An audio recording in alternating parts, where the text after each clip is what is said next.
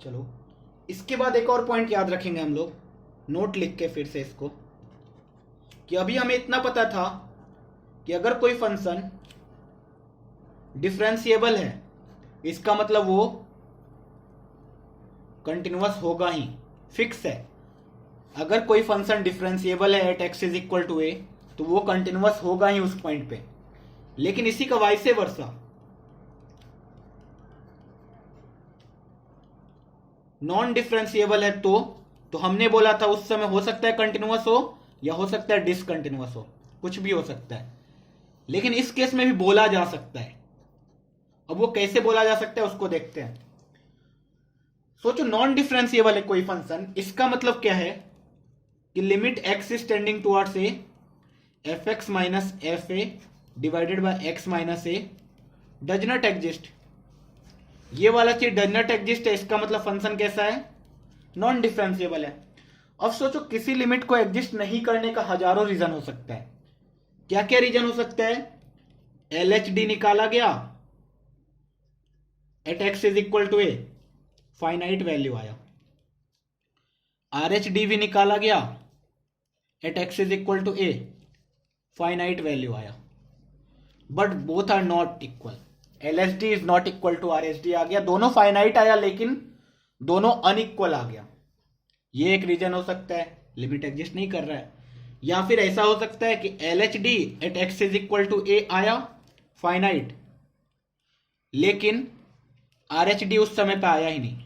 Are H D at x is equal to A does not exist, infinite आ गया। इस case में भी क्या हो गया, फंक्शन नॉन डिफरेंशिएबल। या उल्टा केस हो सकता है कि L H D at x is equal to A does not exist and R H D उस समय कुछ आया, कुछ फाइनाइट आ गया। या फोर्थ केस भी हो सकता है दोनों में से कोई एग्जिस्ट नहीं किया।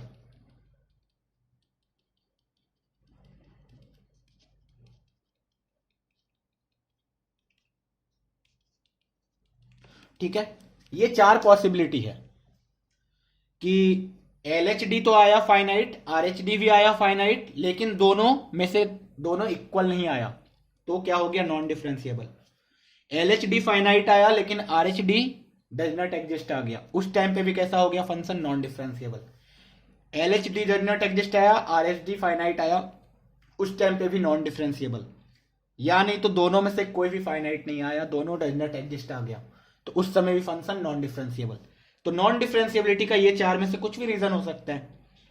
लेकिन अब ये तीन रीजन तो समझ में आता है कि इसमें कोई एक एग्जिस्ट ही नहीं कर रहा है, does not exist, does not exist, does not exist. इस रीजन को ध्यान से देखा जाए, इस रीजन में क्या हुआ कि एल एच डी कुछ एग्जिस्ट किया एंड आर एच डी भी एग्जिस्ट किया। भले वो अलग अलग आया लेकिन एल एच डी कुछ ना कुछ आया था, आर एच डी कुछ ना कुछ आया था। इसका मतलब सोचो कि अगर एल एच डी आया, एल एच डी होगा क्या, limit x is tending towards a minus f x minus f a divided by x minus a. ये अगर आया है, कुछ फाइनाइट आया, एग्जिस्ट कर रहा है, अगर इसका मतलब ये जीरो की तरफ जा रहा है उस समय, ये भी जीरो की तरफ जरूर गया होगा, जीरो बाय जीरो फॉर्म आया होगा, तभी ये फाइनाइट कुछ लिमिट आया होगा। अगर ये नॉन जीरो हो जाता तो अपने आप ये क्या हो जाता, डज नॉट एग्जिस्ट। इसका मतलब अगर ये दोनों जीरो बाय जीरो फॉर्म आया होगा, this means we can say limit x is tending towards a minus f x is equal to f a आया होगा, तभी एल एच डी कुछ फाइनाइट आया। सिमिलरली चलो आर एच डी के बारे में चलते हैं। आर एच डी अगर फाइनाइट आया, that is limit x is tending towards a plus f x minus f a divided by x minus a. अगर ये मेरा फाइनाइट आ गया तो ये तो फिर भी अभी जीरो को जा रहा है, इसको भी कहां जाना पड़ेगा, zero. Zero by zero form आएगा तभी लिमिट एग्जिस्ट करेगा, तभी कुछ फाइनाइट वैल्यू आ सकता है। ठीक है, इसका मतलब this also implies limit x is tending towards a plus f x कहां गया होगा, एफ ए को गया होगा। तो दिख रहा है ये क्या है, एल एच एल है, ये क्या है, आर एच एल है। एल एच एल भी एफ ए को गया, आर एच एल भी एफ ए को गया। इन दोनों पॉइंट से हम लोग बोल सकते हैं that L H L will be equal to R H L will be equal to f of a at x is equal to a का बात चल रहा है। ये कौन सा केस में हुआ, when both LHD and RHD were finite but different.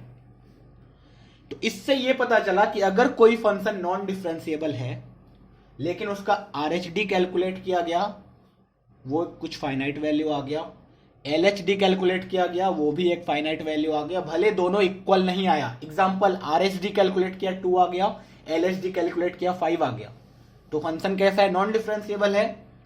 लेकिन इस समय हम लोग डायरेक्टली बोल सकते हैं कि function x is equal to a पे कंटिन्यूअस होगा, क्योंकि उस टाइम पे LHL और RHL इक्वल आया होगा, तभी LHD और RHD कुछ ना कुछ आया।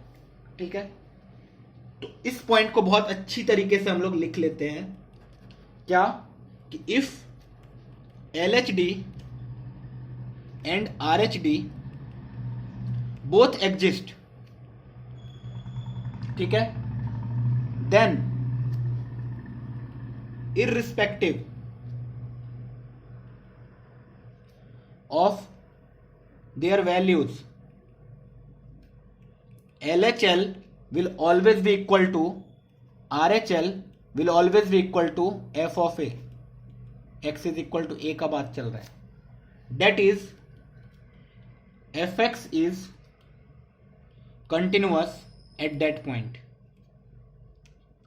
ठीक है, इस नोट को लिख लिया कि अगर LHD RHD दोनों एग्जिस्ट करता है तो इररिस्पेक्टिव ऑफ देयर पॉइंट, अगर दोनों इक्वल आ गया तब तो डिफरेंशिएबल है, और डिफरेंशिएबल है तो कंटिन्यूअस तो है ही, लेकिन अगर इक्वल नहीं भी आया तब भी कंटिन्यूअस होगा ही। ठीक है, वही बोला गया कि इररिस्पेक्टिव ऑफ देयर वैल्यूज, उनका वैल्यू कुछ इक्वल आया या इक्वल नहीं आया उससे फर्क नहीं पड़ता है, हम लोग डायरेक्टली बोल देंगे कि फंक्शन कंटिन्यूअस है। ठीक है, अब इसी पॉइंट को लिख लिया कि अगर LHD और RHD इक्वल आ गया तो फंक्शन डिफरेंशिएबल हो गया। If LHD is equal to RHD आ गया, function is differentiable and continuous both. But if LHD is not equal to RHD आया तो उस टाइम पे function is non differentiable but continuous, ऐसा बोल सकते हैं। ठीक है, एक और नोट लिख लिया कि if LHD does not exist then LHL may और may not exist, may not be equal to FA। Similarly, if RHD does not exist, then RHL may or may not be equal to FA। ऐसा क्यों बोला? क्योंकि अगर LHD exist नहीं करता है तो LHD एग्जिस्ट नहीं करने का दो तरीका हो सकता है, या तो 0/0 आके एग्जिस्ट नहीं किया या 0/0 आया ही नहीं। तो हो सकता है fx fa के बराबर आया, हो सकता है fx fa के बराबर नहीं आया। सिमिलरली RHD में भी 0/0 आके भी डज नॉट एग्जिस्ट हो सकता है, तो उस टाइम पे fx is equal to fa आया होगा। लेकिन ऐसा भी हो सकता है जब fx is equal to not fa आया, उस समय भी लिमिट डज नॉट एग्जिस्ट हो रहा है, RHD डज नॉट एग्जिस्ट। तो इस केस में हम लोग कुछ नहीं बोलेंगे। अगर कोई भी एक डज नॉट एग्जिस्ट है तो इसका मतलब हम लोग कभी कंटिन्यूटी पे कोई कमेंट नहीं करेंगे। ठीक है, तो इससे एक बात पता चला कि कभी भी कोई फंक्शन है, कभी भी कोई फंक्शन आ जाए क्वेश्चन में, ठीक है, एक क्वेश्चन दिया हुआ एग्जाम में, फंक्शन आ गया fx समथिंग समथिंग समथिंग, ठीक है, x is equal to a पे 4 ऑप्शन दिया हुआ है। पहला ऑप्शन में कंटिन्यूटी का बात चल रहा है, दूसरे ऑप्शन में डिफरेंशिएबिलिटी का बात चल रहा है, तीसरे ऑप्शन में डिसकंटिन्यूटी का बात चल रहा है, चौथे ऑप्शन में नॉन डिफरेंशिएबिलिटी का बात चल रहा है। ठीक है, मतलब कंटिन्यूटी डिफरेंशिएबिलिटी दोनों का बात चल रहा है ऑप्शन में। तो कभी हम लोग x इज इक्वल टू ए पे कंटिन्यूटी चेक ही नहीं करेंगे, हम लोग डायरेक्टली क्या चेक कर लेंगे? डिफरेंशिएबिलिटी। सोचो x इज इक्वल टू ए पे डिफरेंशिएबिलिटी चेक किया, तो चेक करने के लिए क्या क्या करना पड़ेगा? RHD निकालना पड़ेगा, LHD निकालना पड़ेगा। सोचो RHD और LHD निकाल के दोनों फाइनाइट आ गया और इक्वल आ गया, दोनों फाइनाइट और इक्वल आ गया, इसका मतलब फंक्शन कैसा होगा? डिफरेंशिएबल होगा। और अगर फंक्शन डिफरेंशिएबल होगा उस पॉइंट पे तो अपने आप कंटिन्यूअस होगा ही। डायरेक्ट आ गया ना, कंटिन्यूटी चेक करने का जरूरत ही नहीं पड़ा। और अगर सोचो फंक्शन नॉन डिफरेंशिएबल आ गया, मतलब आरएसडी एलएसडी फाइनाइट है लेकिन नॉन इक्वल आ गया, नॉट इक्वल, अनइक्वल आ गया दोनों, इसका मतलब आरएसडी एलएसडी दोनों आया तो इसका मतलब फंक्शन कंटिन्यूअस तो है ही, भले वो नॉन डिफरेंशिएबल है लेकिन कंटिन्यूअस तो है ही। ठीक है, तो ऐसे हम लोग डायरेक्टली डिफरेंशिएबिलिटी चेक करके बता सकते हैं।